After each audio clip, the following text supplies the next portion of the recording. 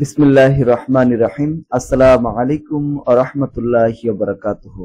সুপ্রিয় শিক্ষার্থী বন্ধুরা, আজকের ক্লাসে আমরা আলোচনা করব নবম শ্রেণীর বাংলা এর তৃতীয় অধ্যায়ের তৃতীয় পরিচ্ছেদ। তৃতীয় পরিচ্ছেদের নাম হচ্ছে তথ্যমূলক রচনা। আমরা এই তথ্যমূলক রচনা থেকে বার্ষিক পরীক্ষায় যে প্রশ্ন আসতে পারে তার সাজেশন নিয়ে আলোচনা করব। প্রিয় শিক্ষার্থী বন্ধুরা, আমাদের আরো একটা ইউটিউব চ্যানেল রয়েছে, সেটার নাম হচ্ছে জেনজেড স্কুল। তোমরা এই জেনজেড স্কুল চ্যানেলটিকেও সাবস্ক্রাইব করে রাখবা, কারণ আগামী বছর থেকে আমরা গ্রুপের সাবজেক্টগুলো এখানে আপলোড দিয়ে দেব। তো আমরা আলোচনা শুরু করব নৈর্গতিক প্রশ্ন, বহু নির্বাচনী প্রশ্ন দিয়ে। আমাদের পরীক্ষায় 15টি হচ্ছে এমসিকিউ আসবে, তাহলে এই 15টিতে 15 মার্ক থাকবে। আমাদের সেইভাবে প্রস্তুতি নিতে হবে যাতে এগুলো আসলে আমরা পারি।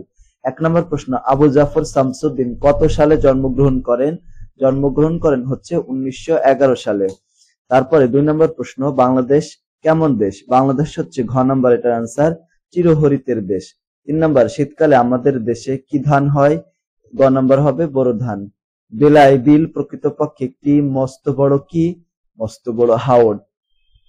1859 থেকে 60 সালের দিকে লেখকদের বাড়িতে কে আস্তানা করেন? আস্তানা করেন হচ্ছে মাওলানা কেরামত আলী জৈনপুরী। এরপর 6 নম্বর, লেখকের বাবার নিত্যকার পোশাক কোন রঙের ছিল? হচ্ছে সাদা পোশাক ছিল। খড়ম শব্দের অর্থ কি? খড়ম শব্দের অর্থ হচ্ছে কাঠের চটি, জুতা। কুপি শব্দটি কি অর্থে ব্যবহৃত হয়েছে? কুপি হচ্ছে প্রদীপ অর্থে ব্যবহৃত হয়েছে। এখন তো মনে করো কারেন্ট আছে, কারেন্ট আসার আগে হ্যারিকেন ছিল, তারপরে যে প্রদীপ ছিল যেটাকে কুপি বলা হতো গ্রামের দিকে। তারপর দেখো, এটা 9 নম্বর প্রশ্ন, আত্মস্মৃতি গল্পটির বিষয়বস্তু কি? আত্মস্মৃতির গল্পটির বিষয় হচ্ছে লেখকের নিজের স্মৃতি। আবু জাফর শামসুদ্দিন কত সালে মৃত্যুবরণ করেন? মৃত্যুবরণ করেন হচ্ছে 1988 সালে। 1988 সালে তিনি মৃত্যুবরণ করেন। তারপরে তথ্যমূলক রচনার বৈশিষ্ট্য হলো, তথ্যমূলক রচনার বৈশিষ্ট্য এখানে কোনটা? তথ্যমূলক রচনার ক্ষেত্রে তথ্যের প্রাধান্য থাকে এবং ভাষা প্রাঞ্জল থাকে। এটার অ্যান্সার হবে ক। তারপরে 12 নম্বর, সংগৃহীত তথ্য উপাত্তের ভিত্তিতে যে তথ্যমূলক রচনা লেখা হয় তাকে কি বলা হয়? তাকে বলা হয় হচ্ছে পর্যবেক্ষণ ভিত্তিক তথ্যমূলক রচনা।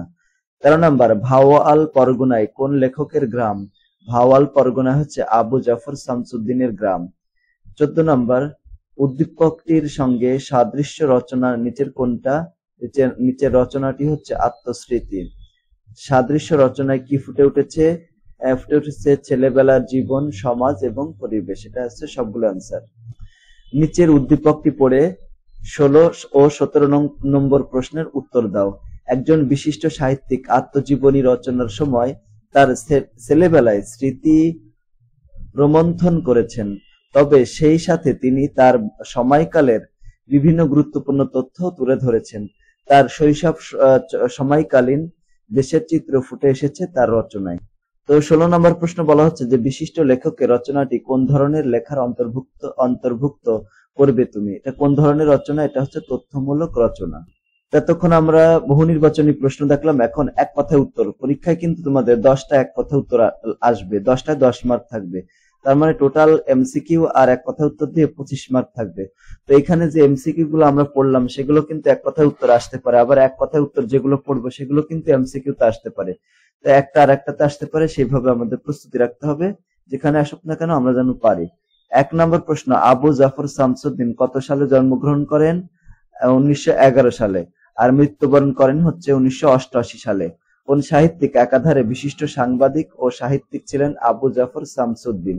আত্মস্মৃতি গল্পের লেখকের নাম কি? আবু জাফর শামসুদ্দিন। আত্মস্মৃতি গল্পটি কোন গ্রন্থের অন্তর্ভুক্ত?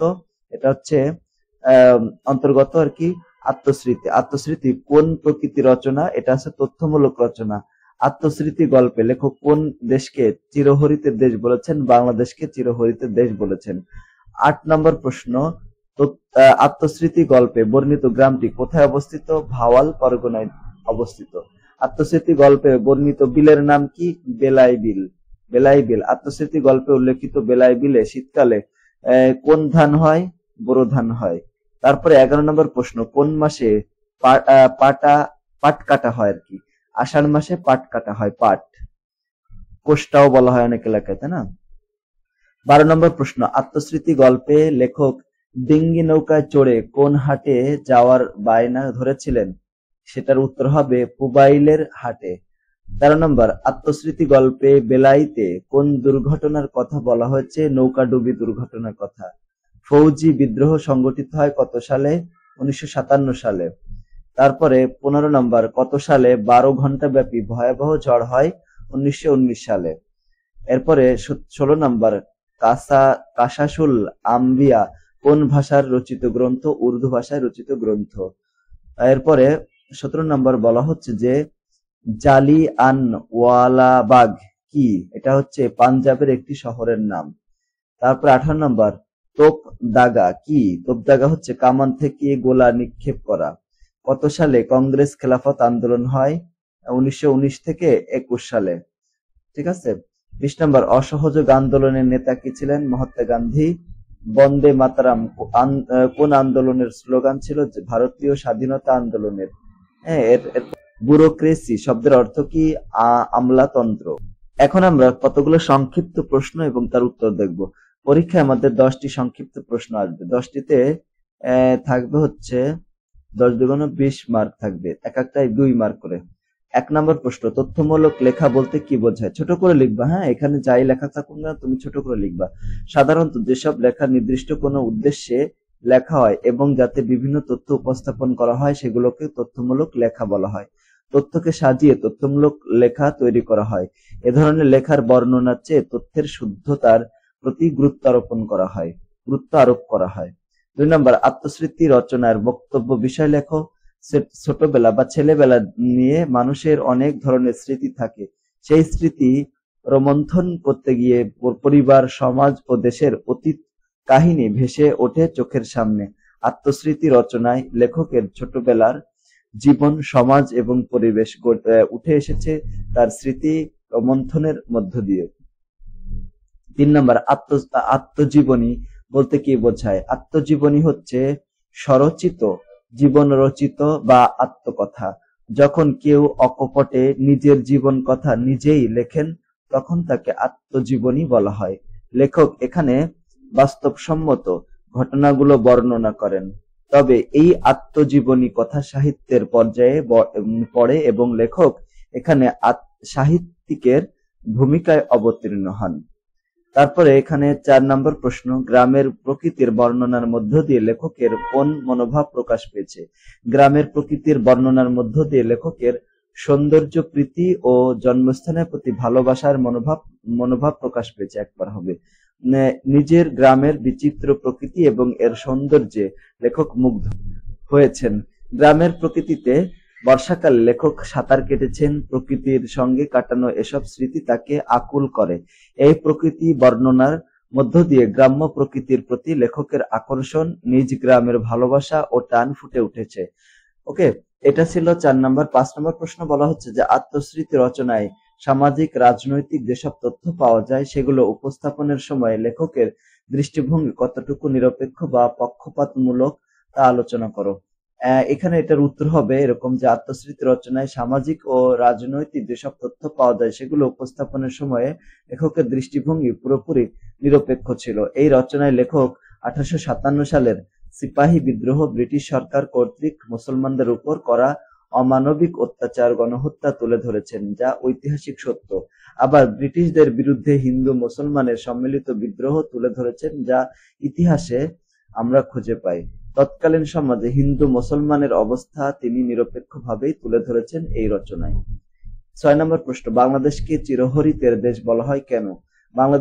বাংলাদেশে সারা বছরই সবুজ বৃক্ষের ছড়াছড়ি দেখা যায় বলে এদেশকে চিরহরিতের দেশ বলা হয়। চিরহরিত হলো এমন উদ্ভিদ যার পাতা সারা বছরই সবুজ থাকে। বাংলাদেশে এ দৃশ্য বিরল নয়। এদেশের সর্বত্রই সবুজের সমারোহ দেখা যায়। বাংলার প্রকৃতিতে এ সবুজ কোনোদিনই ফুরিয়ে যায় না, তাই বাংলাদেশকে চিরহরিতের দেশ বলা হয়। 7 নম্বর হচ্ছে আত্মস্মৃতি রচনায় বর্ণিত রাজার মনে প্রতিশোধ স্পৃহা জাগে কেন? কারণ হচ্ছে আত্মস্মৃতি রচনায় বর্ণিত রাজার মনে প্রতিশোধ স্পৃহা জাগে প্রিয়জনদের হারানোর জন্য। ঠিক আছে। আত্মস্মৃতি রচনায় একটি প্রচলিত উপকথা সম্পর্কে বলা হয়েছে যেখানে রাজা ছিলেন খাটচা ডোস্কা নামক জৈনিক আদিবাসী ছিলেন।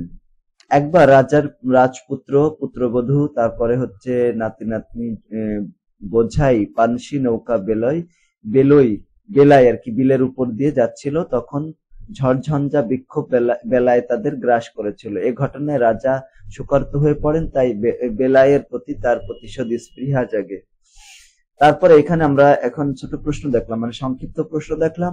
এখন আমরা কতগুলো রচনামূলক প্রশ্ন দেখবো, যেগুলো হচ্ছে দৃশ্যপটবিহীন। পরীক্ষায় কিন্তু আমাদের দুই ধরনের রচনামূলক প্রশ্ন আসবে। একটা হচ্ছে দৃশ্যপটবিহীন, মানে উদ্দীপক থাকবে না, আর একটা হচ্ছে উদ্দীপক থাকবে। প্রথম প্রশ্ন হচ্ছে তথ্যমূলক লেখার বৈশিষ্ট্য আলোচনা করো। তো নিচে তথ্যমূলক লেখার কিছু নিজস্ব বৈশিষ্ট্য দেওয়া হলো। এক নম্বর হচ্ছে তথ্যমূলক লেখায় বিষয় অনুযায়ী একটা শিরোনাম থাকে, মানে একটা হেডলাইন থাকে। এ ধরনের লেখায় প্রয়োজনীয় ছবি, ছক, সারণী এবং তথ্য প্রাপ্তির সূত্র উল্লেখ করা থাকে। অনলাইনের কোনো তথ্যভিত্তিক লেখায় অডিও, ভিডিও বা পিডিএফ লিঙ্ক থাকে। তারপর 4 নাম্বার, তথ্যমূলক লেখার ব্যক্তিগত আবেগ অনুভূতির প্রভাব থাকে না। এখানে ব্যক্তিগত কোনো আবেগ অনুভূতির প্রভাব থাকে না। তথ্যমূলক লেখার জন্য আগে থেকেই নির্ভরযোগ্য সূত্রের তথ্য, যেমন বইপত্র, সংবাদপত্র ইত্যাদি সংগ্রহ করতে হয়। এরপর 2 নম্বর প্রশ্ন, তথ্যমূলক রচনার শ্রেণী আলোচনা করো।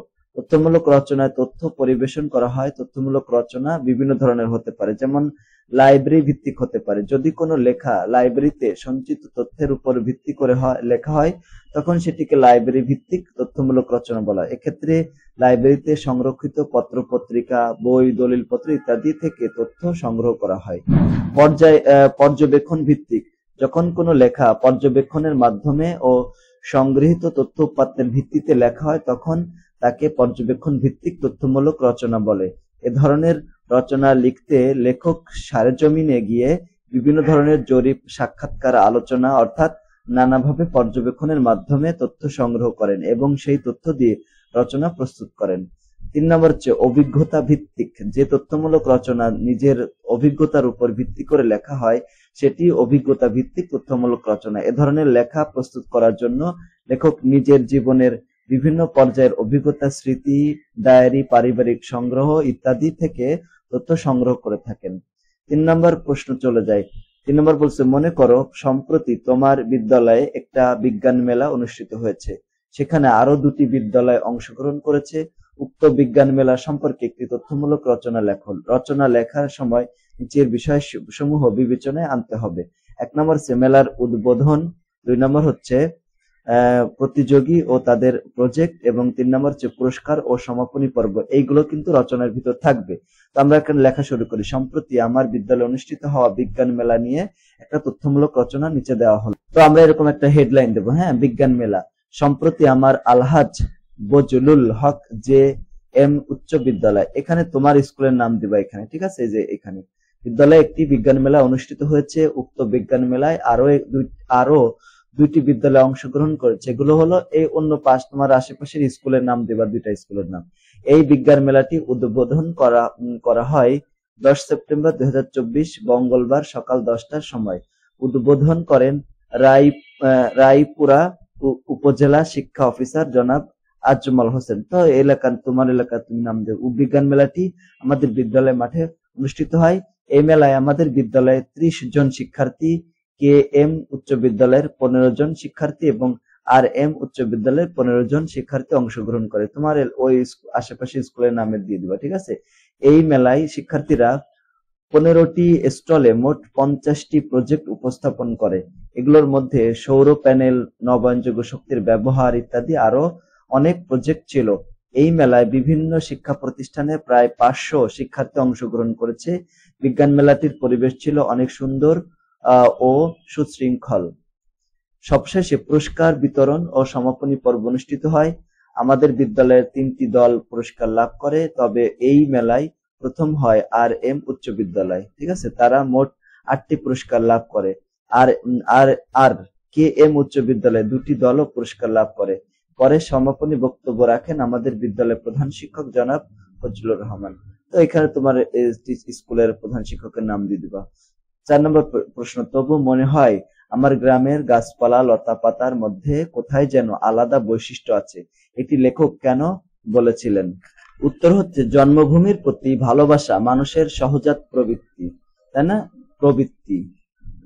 প্রবৃত্তি উচ্চারণ হবে এরকম। প্রায় প্রতিটি মানুষের মধ্যেই এ বৈশিষ্ট্যটি সুপ্ত অবস্থায় থাকে। তাই তো জন্মভূমির যে কোনো উপাদান মানুষের কাছে স্বাতন্ত্র্য মর্যাদা লাভ করে। আত্মস্মৃতি রচনায় লেখকের ভাবনাও এর প্রতিফলন ঘটেছে। তিনি তার গ্রামের প্রতি নিজের আকর্ষণের কথা ব্যক্ত করেছেন। বাংলাদেশ চিরহরিতের দেশ হিসেবে স্বীকৃতি হলেও লেখকের কাছে তার নিজ গ্রামের গাছপালা ও লতাপাতার মধ্যে আলাদা বৈশিষ্ট্য ধরা পড়েছে।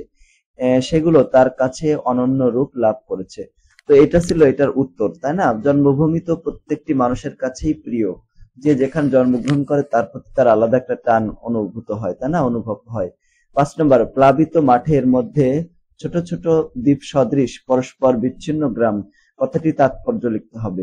ভাওয়াল পরগনা বর্ষাকালে অসাধারণ সাজে সজ্জিত হয়ে উঠত। চারদিক পানিতে ভরে যেত, মাঝখানে সবুজ শ্যামল গ্রামগুলো জেগে থাকতো।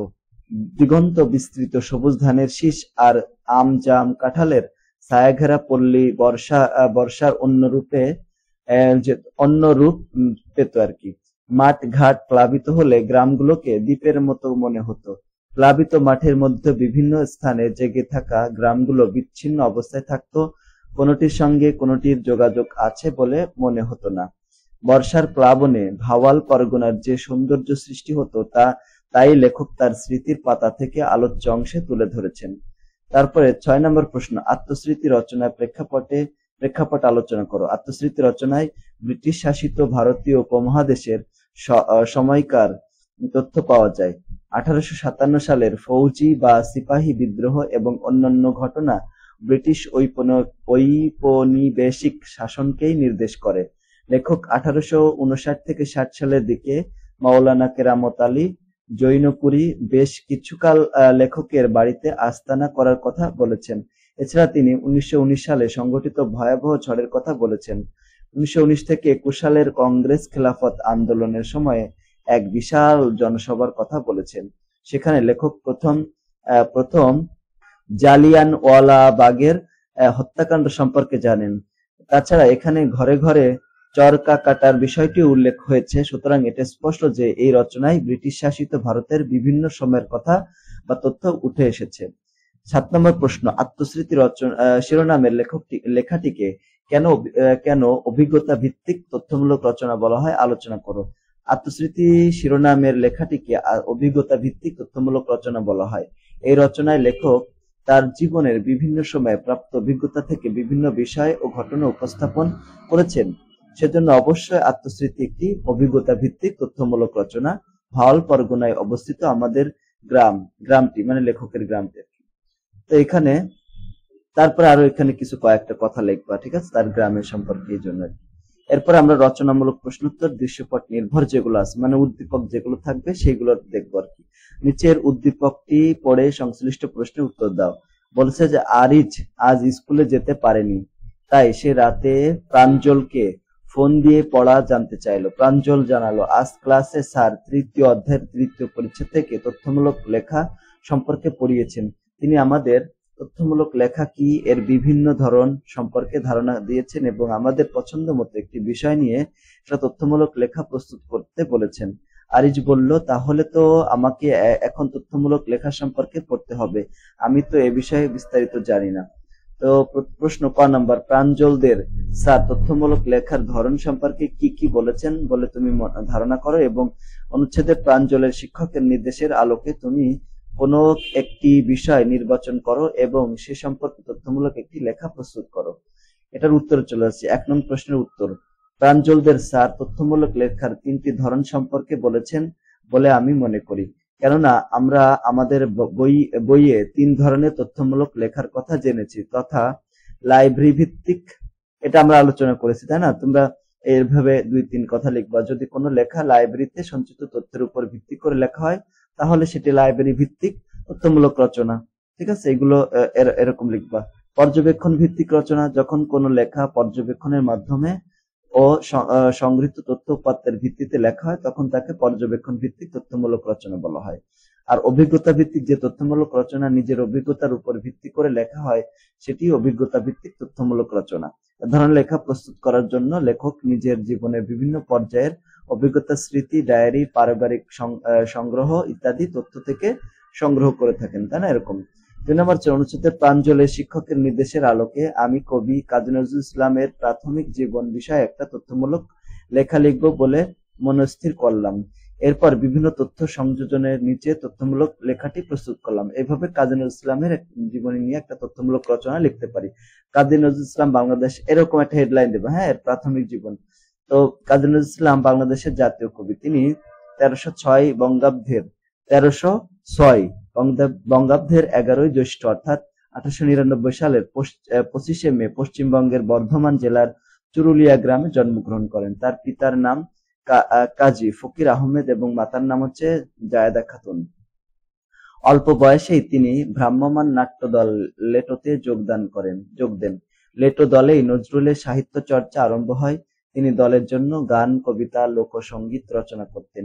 এ সময়ে তিনি বাংলা, সংস্কৃতি, সাহিত্য, হিন্দু ধর্মগ্রন্থ ও পুরাণ সহ পড়া শুরু করেন। এই পড়াশোনা পরবর্তীকালে তার সাহিত্যকে নতুন মাত্রা দান করেছে।